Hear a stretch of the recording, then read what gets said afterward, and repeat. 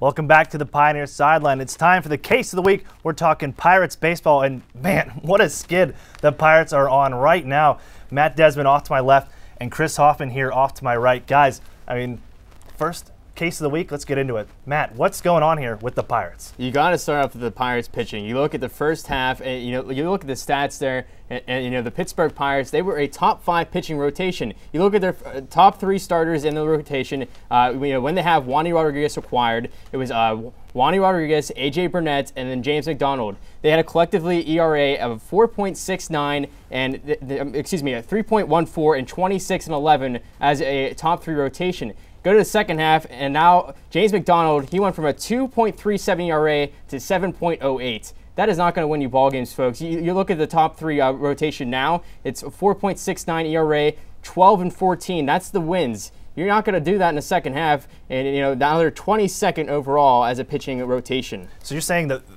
the players here are to blame for the collapse that is the Pirates you right just now. Can't do that. You can't go from number 5 to number 22 and expect to win games. Chris, how do you feel? That's just a reflection on the management there, Matt, because this happened exactly last year. James McDonald showed he was a first-half stud, completely fell off the radar in the second half of the season. He's done that again.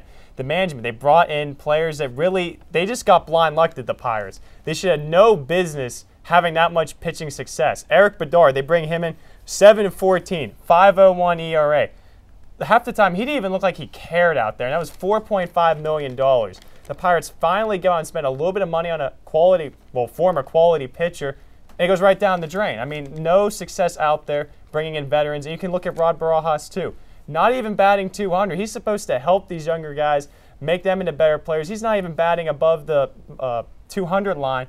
He's having pitiful out there. Well, Chris, when you look at the management, I mean, they can only do so much with the payroll they have. I mean, they went out to New York City. They got AJ Burnett, and that was a good move by them. They had a experienced pitcher out there. He had a lot of success with the Toronto Blue Jays, and then he was kind of faltering with the New York Yankees. But when he went to the Pittsburgh Pirates, he had a lot of success. And what AJ Burnett brings to a team is experience, and he brings a postseason experience. And that has to go into the second part of the season. He only gave the Pittsburgh Pirates a half season there. He's not pitching horrible right now, but he's supposed to lead that young unit of a pitching rotation and kind of get him ready for the second half of the season, and that hasn't happened so far. And I don't think it's the management that is really going out there and ruining this. They can only do so much. The players have to do their part as well.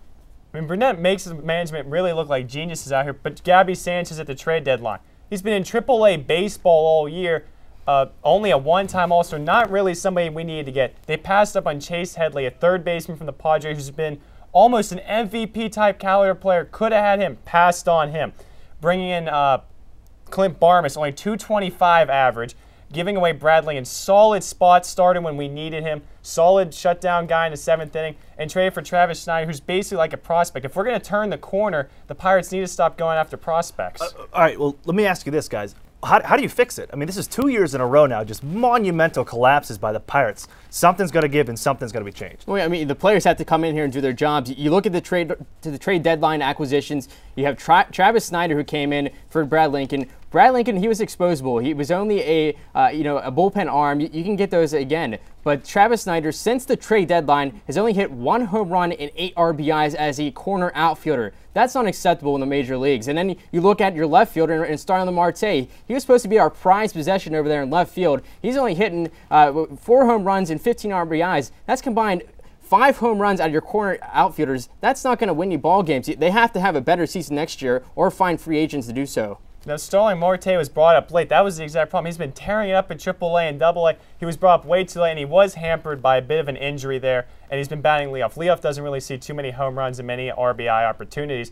But the management, they traded away Lincoln for Schneider. Why were you going after a player that's going to be a corner outfielder and not have any power at all? Guys, got to cut you off there because we're running out of time. Great argument for the first time around. You know what? It's just more of the same from the Buccos in my mind. The lonely Buccos. We're out of here. That does it for the first episode, or the second episode of Pioneers Sideline 146. We got more for you next week.